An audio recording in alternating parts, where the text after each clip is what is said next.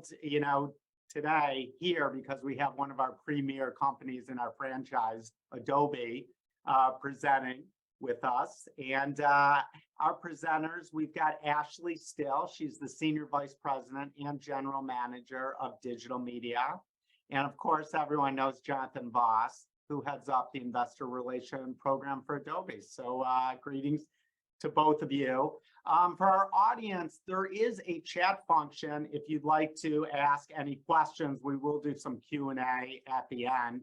Feel free to type in your chat questions, and I'll be happy to read them to Jonathan and Ashley.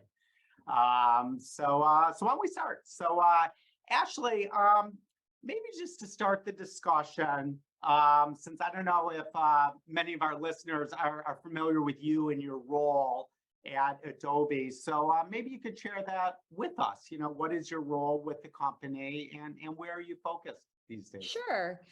So first, thank you for having me. It's great to be here. Looking forward to the time today. I've been at Adobe for quite a while. I started about 20 years ago. And I joke that, I get younger and younger every year than when I started. So it's great that they hired me out of high school. Just kidding, of course. And I have had many roles in the company at that time. My current role is Senior Vice President of Creative Product Group. And I'm responsible for product engineering and business strategy for Creative Cloud, which I'm sure you all have heard of. And so I'm really focused on product innovation, technology innovation, and of course, business innovation around our core products, as well as emerging businesses like Frame and 3D. And, in my 20 years at Adobe, there has never been a time with kind of as much innovation and product opportunity as we have today. So it's a really exciting time. Perfect. Well, maybe just starting out, Ashley, what are some of the things that have you most excited these days for the Creative Cloud and digital media business in general? Absolutely. So, we talk about our mission a lot.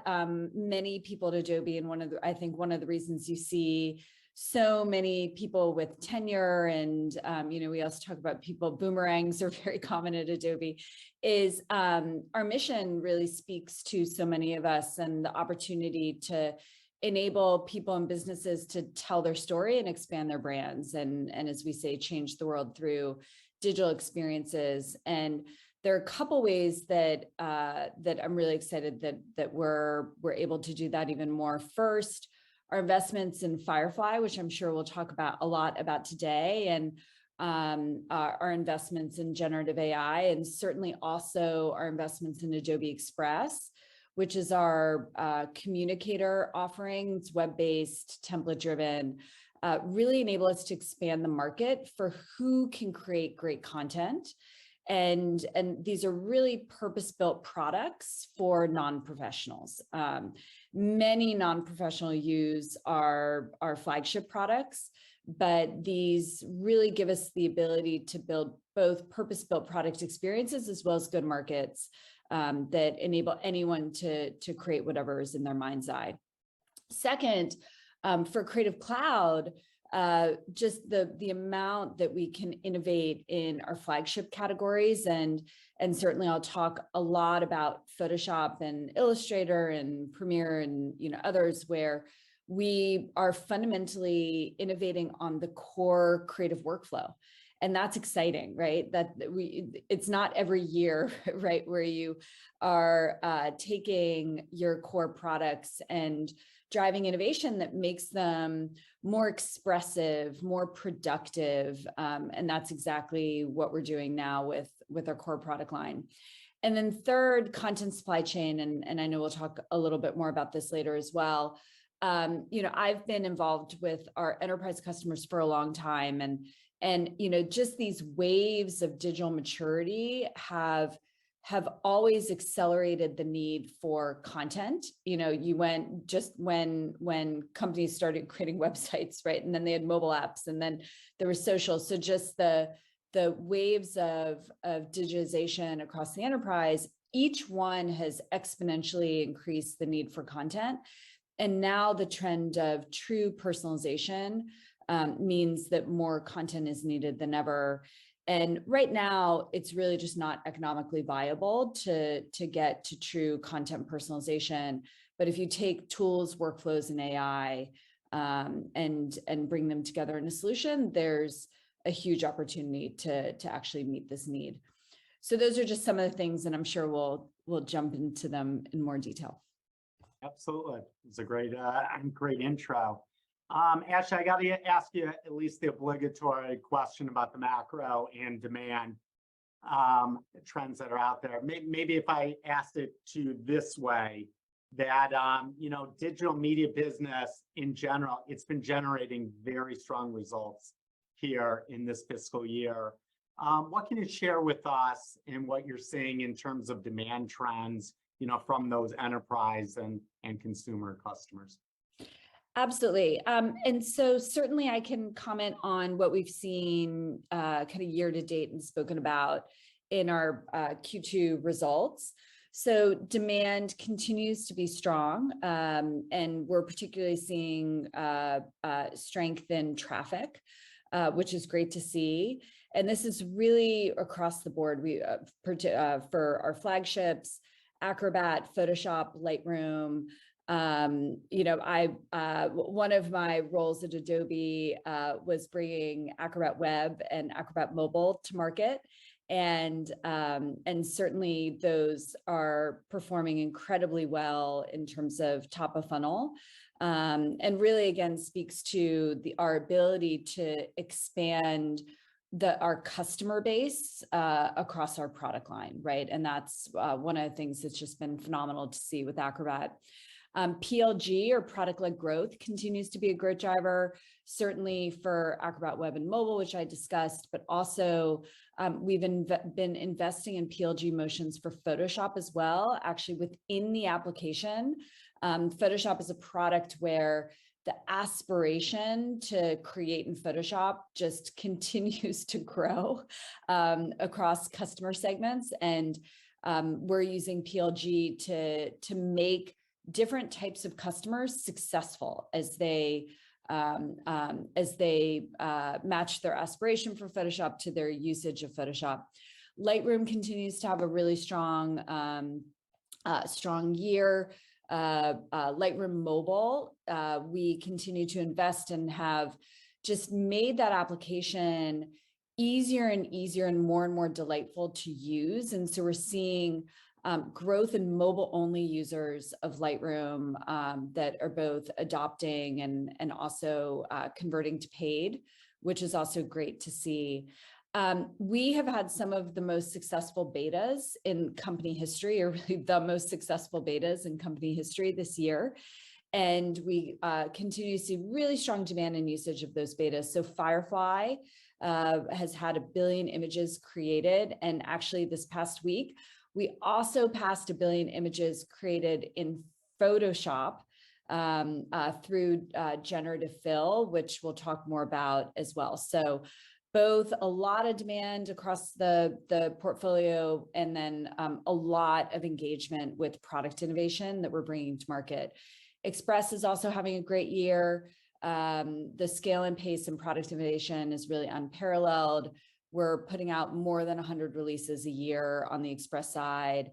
Huge beta release in June that really advances the state of the art with video and design all in the same editor within Express. Feedback has been incredibly strong, and particularly with Creative Cloud customers. So we have some features that really make Express incredibly unique for Creative Cloud customers, like linked assets and PDF editing that I can talk a little bit more about later. But a lot of our Creative Cloud customers we see really starting to engage with and adopt Express. So those great, and I'll see if Jonathan has any other comments. Yeah, I couldn't resist either. When you asked me about demand, it reminded me of some investor events we did right at the beginning of the year. And investors have been hearing a bunch of different things from different companies in terms of what the macro is looking like this year and what they're seeing in demand. And I think we've been pretty consistent this year in saying, from what we're seeing in consumers all the way up to the enterprise, we see strong demand. It goes to show you the importance of the markets where we compete. I often say, only half joking that digital content and the hierarchy of needs is, somewhere between air and food for the way people live their lives every day. It's so critical to the experience of what we do every single day and how we relate to the world. And enterprises, especially the largest enterprises, really aren't slowing down in investing for what they believe digitization means in the future, personalization at scale. And all year long, we've talked about these big transformational deals we've done in digital experience with bringing together real-time data together with content supply chain and really a platform approach of buying our solutions. And it just shows you how important that vision is that these large enterprises are making those sorts of investments. So it's been exciting to see the resilience in our markets and demand at a time when that isn't necessarily true across different categories of software. But I would also add, I think overall, we're starting to see that the economy has been resilient, the consumer's been resilient, and we feel good about how we're positioned. Terrific. Ashley, circling back on the content supply chain evolution, you kind of talked about that a little bit. Maybe diving into that from your perspective, has the acceleration in content velocity and in personalization with content, is that driving demand for the creative suites within Adobe? And maybe you can touch upon some of the key growth areas within content generation for the Creative Cloud products. Absolutely. So I loved Jonathan's analogy or metaphor, right, to human needs. And I would actually argue that demand for content is actually more elastic than sleep or food, right? Like there's a certain point where you saturate your sleep or hopefully saturate, how much you're eating a day. And what we've seen is this very elastic demand for content as technology and enables more consumption of that content, right? And that really goes to a few things. It has business ROI, right? The better your content and the more personalized your content is, it drives business results. And second, there's more and more channels, right, to reach consumers. And so those two vectors are really driving this kind of insatiable demand for content.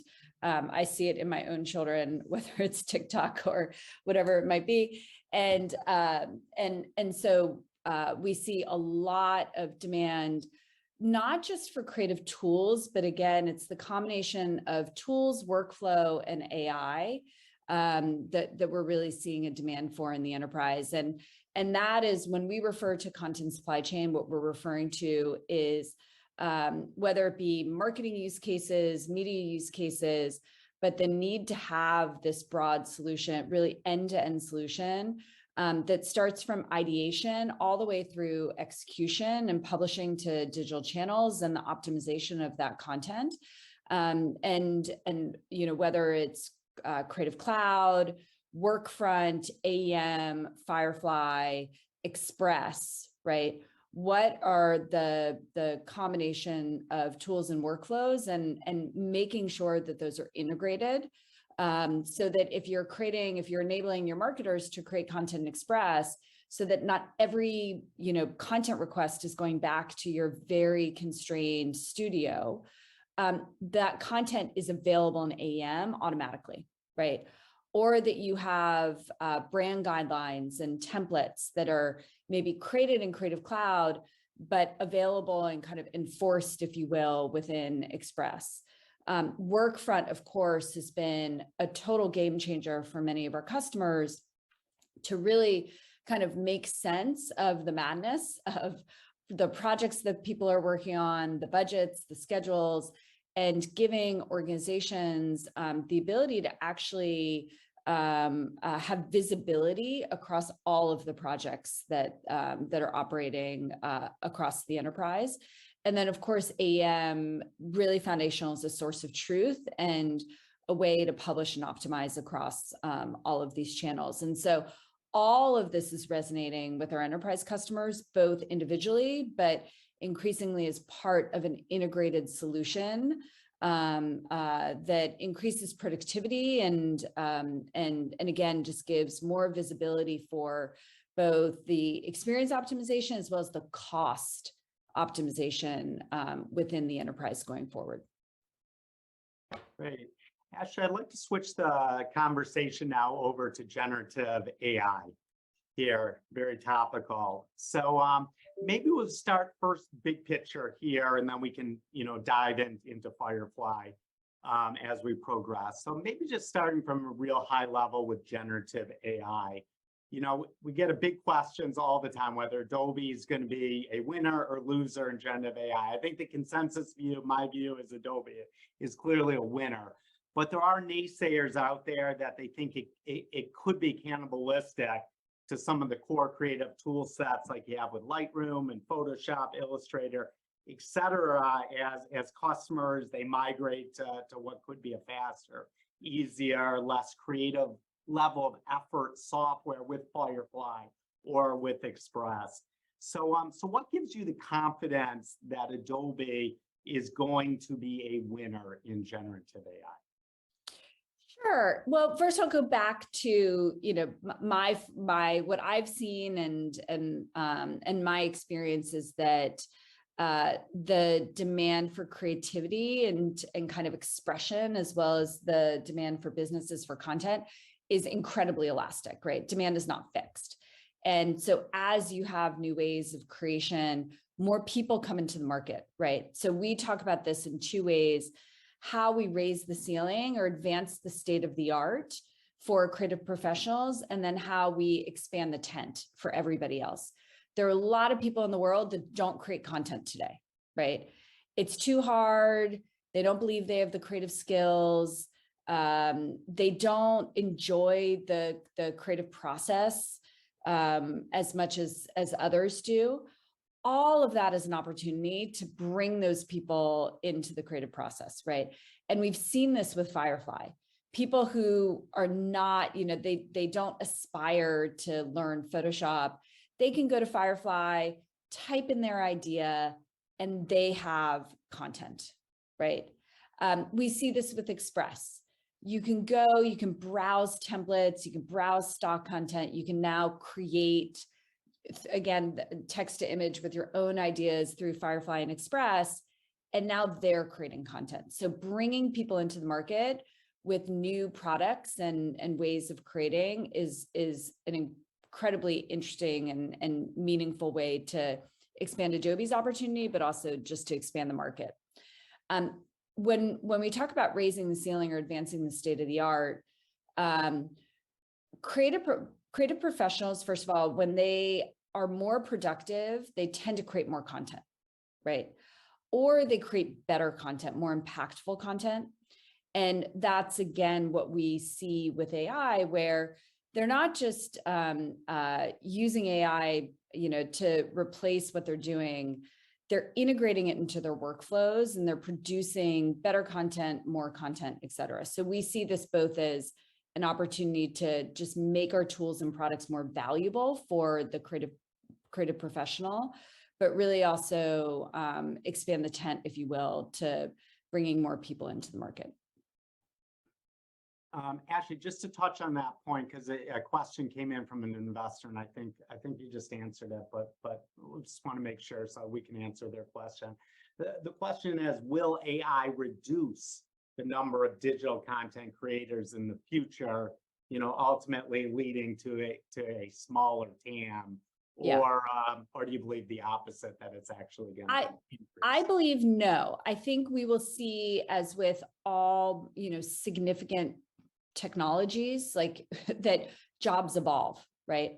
And so I think you will see some jobs be automated, right? And other jobs emerge. So for example, one of the things that we see is that people who have a design background actually write different prompts than people who don't. So someone still has to drive the AI, right? Someone still has to say, how do I produce on-brand content, impactful, expressive content, working with the AI, and then evolving and editing the content that emerges from the AI, right? I think there will be more of those jobs in the market. Then there are jobs right now where it might be just localizing or taking a single asset and producing 20 different versions of the aspect ratio, right? Because you've got different places that you need to use that image. That work will likely be absorbed. And so I think the balance of there will be an increase in, and think about, again, any technology, think about the web, right? There were certain jobs that probably were absorbed as businesses invested more in digital channels, and there were jobs that were created. So there certainly will be an evolution in the types of creative roles, but I don't think at the macro you'll see a shrinking of the market opportunity. I have some other thoughts here as well. One thing we talk about a lot is the way personalization at scale, or you could call it content velocity, is driving needs for creators to produce way more than they used to. You know, the world I grew up in, a brand might have a piece of content that would last a year. Today, the shelf life of content is a much shorter period of time. And brands are producing way more content for different types of people in different areas and meeting them where their interests are. So creators say in the next few years that the amount of content they'll have to produce will increase 5-fold from where it is today. I don't believe that the productivity enhancements from generative AI will even be enough to meet that need. It'll help. But in some ways, I also think this is similar to what Adobe with our creative business has been doing for decades, which is if you go back 10 years and asked a Photoshop user how they spend their time, they'd spend hours of their day masking objects.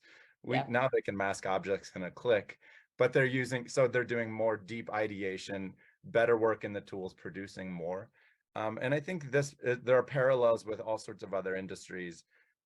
When knowledge workers became more productive with the PC, when engineers become more productive, people actually invest more in them because that productivity dividend drives business outcomes.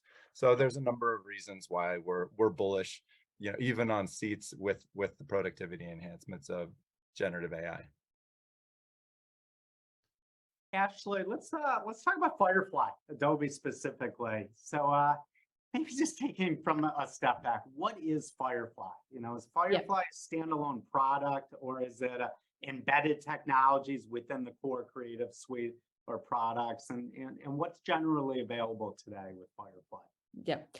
So yes to both of those and more. So Firefly is first and foremost Adobe's family of creative generative models. And we started with text to image. So, you know, Firefly is not an LLM. It's not a large language model. It's a diffusion model. So it creates media, right? Pixels. We've started to expand into vectors.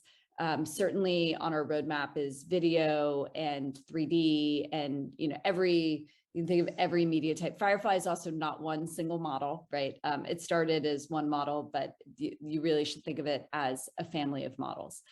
There are different ways that we then productize Firefly. Firefly is a product in and of itself. There's a Firefly website where, again, anyone with access to a browser and has an idea can create images, can recolor vectors, can play with generative fill as well within the Firefly product experience. And I'll talk a little bit more about commercialization later. We have said that we will make Firefly a standalone product. Then we also are building unique and relevant workflows, leveraging Firefly within our flagship applications. And one of the best examples of this is generative fill in Photoshop. So what generative fill does is it is deeply integrated into the core of the Photoshop workflow. So Photoshop is unique because, as Jonathan said, you can select down to the pixel level, right? And then you can also composite using layers in Photoshop. all of that now works with generative AI. So if you select an object or you select just an area of the image, you can enter a text prompt to either add or remove content to that image. But when that content is generated, it's using all of the data from your selection and the context of the image in addition to your text prompt. So it is literally uniquely generating content for that specific piece of content, as well as your ideas or your prompts.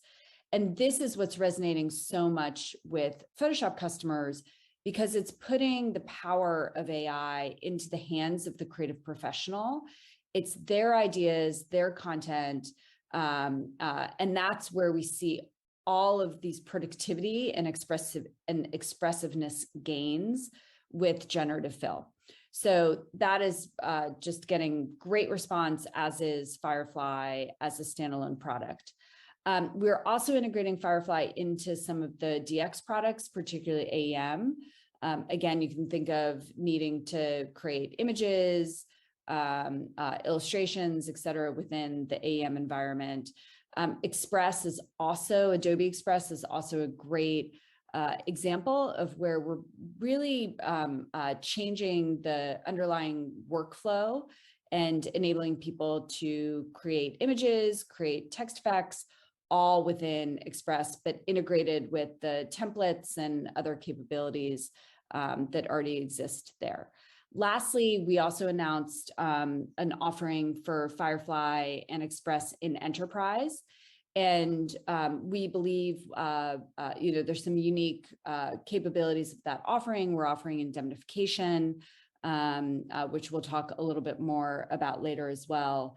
And one of the things that's unique for Enterprise and how we'll evolve that productization of Firefly is custom models, bring your own data, all of those capabilities that enable enterprises to really have Firefly understand their brand and really help them produce content at scale. Terrific, Ashley, terrific. Can you talk a little bit, before we get onto the monetization path for Firefly, can you talk a little bit about the moat, about the differentiation? We actually had a question from an investor, and they were curious your thoughts of generative AI makes the competitive landscape tougher for Adobe since there's more existing models. So maybe you can just talk about the differentiation and the moat. Yeah. So one of the decisions that we made in bringing Firefly to market is we had two goals. Obviously, we have to have the best model, right, has to produce amazing, high quality content given the markets that we're in, but it also needs to be commercially viable. And when we were talking to customers, a year and a half ago about generative AI, the biggest thing that we heard was the legal considerations for practically how they could use generative AI to scale and to create. And so the decision that we made was to focus on training Firefly, all the first Firefly model and all subsequent models, training it on content where we have an explicit license to that content, or that the license is open and available to everybody. And so we used Adobe stock content. We're unique that we actually have a library of millions and millions and millions of assets that we can use, that we have the rights to train Firefly with. And it's not just those rights, but we also have a moderation process for that content. And we always have. So when contributors submit content to stock, there are human moderators that make sure that there are model releases, that there's not offensive content, et cetera, et cetera. And all of that means that we have just an incredibly unique training set. So that's first and foremost. Second, I think we're differentiated because we have not just the AI, but we have the tools, and they're integrated together. And we see this, a wealth of examples. It's hard to find, particularly in professional use cases and business use cases, where AI content is being used unedited, right? AI might be being used for ideation, but when you actually get into the workflows that businesses have to produce content, that content is certainly being accelerated by AI, but clearly the tooling is still driving the output. And only Adobe really has both the AI as well as the tools and workflow. So commercial safety, as well as the integration with the tooling are really differentiated. Perfect. Well, let's talk about the monetization path with Firefly. I guess we'll start first with the model, the monetization model. Is it going to be subscription-based, transaction-based, consumption-based? We've heard about credit packs. How should we think about the monetization? Sure. So Firefly? Yeah, there's not a single way we will monetize Firefly. There are a number of ways that we'll begin monetizing Firefly this year, and certainly more in the future, right? So I would think of this as a evolution, right? I mean, think of Firefly as a foundational way we can create product value for a very long time to come, right? So first I'll say that. And again, that's one of the reasons why I'm so excited about generative AI and the trends, because it's just a wealth of opportunity to continue to create customer value and product value over, the next 5 years, right? And longer. So first, and I'll just reiterate things that we've said, over the past couple months and reinforce them. So first, Firefly will be available both as a standalone freemium offering, as I said before, for consumers, as well as an enterprise offering. And we've announced both, right? The enterprise offering is also available. Firefly will also enable us to expand value within our flagship applications. And that gives us the opportunity to drive higher ARPUs as well as higher retention. And again, the engagement that we're seeing, I'll just say it again, we have a beta. You have to download a separate application, and there have been 1 billion images created in this beta. So if that is not engagement, it's hard to find a better example. Third, you talked about credit packs. We certainly will have credit packs available for customers who want faster results. I mean, remember, one of the variables with generative AI is all of this is hitting today a server, and it needs GPU capacity. And so one of the ways that we can kind of monetize and create value is the speed at which you want results, or you always in the priority lanes, so to speak. So I don't know if everyone has fast track, right? And then certainly APIs and APIs are relevant not only to a developer community, but certainly enterprise. And I talked about that as well, being able to create custom models with their proprietary content. Certainly partnerships enable us to both expand our reach and top of funnel, but also can offer specific monetization opportunities as well. Express as well, in addition to Creative Cloud and our flagships, expanding value there. So lots of monetization opportunities, both in the near term, not even getting to new products that we may create. Terrific. Ashley, we had a question from an investor about just the distribution and the go-to-market strategy. How to think about that with Firefly from the company? Certainly. So, first, Adobe is in a great position where we just have a massive footprint across digital, channel, and enterprise. So we already have an incredibly scaled go-to-market. Firefly, both fits into our existing channels and also gives us an opportunity to expand them.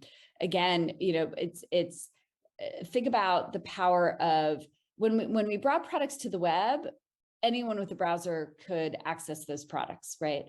Now we're bringing products to the web where the only thing you need to be able to do is type to engage with our products. So it's just this next level of expansion of think about Acrobat as the product that is most broadly distributed. And this has an even lower barrier to engagement and adoption than something like Reader, right? Which again is just massive. And then we have a lot of existing products that we can make better and increase both the demand for those products as well as the value of those products. And of course, we have a lot of ideas for standalone offerings beyond Firefly. Great. Jonathan, maybe this is a question for you in terms of thinking about the financials impact to Firefly.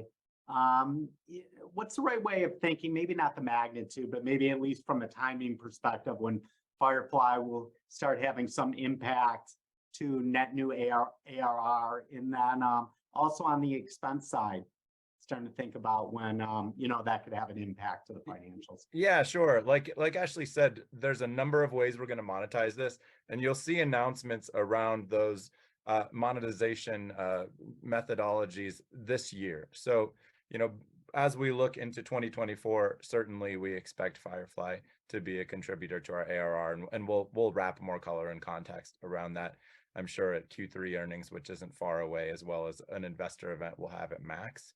On the cost side, I think investors have been really pleased that we've been able to drive the adoption in these betas when we're still pre-monetization. Like Ashley said, more than 1 billion generations. And that right now is R&D expense for us because we're not monetizing this yet. So you'll see a small shift when we start to monetize this of some of those costs moving up to COGS, but we're talking about a small shift, but you'll make up for that on the operating line. And we think, in the long run, these technologies are going to be very, very profitable for us and of course, drive growth. So we're certainly thinking about it as drivers, not just of top line, but growth and profitability. Ashley, we're almost out of time. I just wanted to ask you one just quick question about the Express business, because that clearly has been a highlight, for the company and the business here this fiscal year. Can you share with us, what is driving the uptick in that business this year? And then maybe anything else that you'd like to share in terms of either the growth or the product roadmap strategy for Express. Yeah, absolutely. So first, Express is just a fantastic product, and it's increasingly unique in its ability to enable communicators to edit video, animate images, edit images, and take all of that content and produce fantastic digital work, whether it's social media posts, presentations, whatever it might be. So first, I think just the underlying product innovation is driving a lot of interest and demand.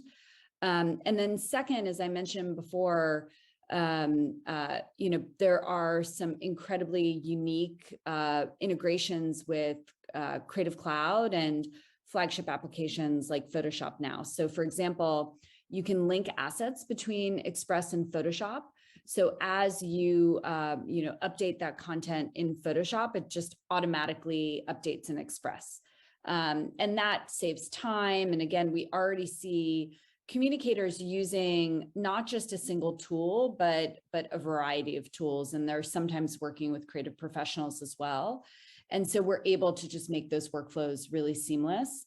And then lastly, as I mentioned before, we've brought PDF workflows into Express as well. So being able to import PDFs, edit them, add templates to PDFs, again, just a very common use case for communicators that we've made incredibly easy, but also kind of visually impactful within Express. We're out of time. Ashley, Jonathan, I want to thank you very much for presenting Adobe today.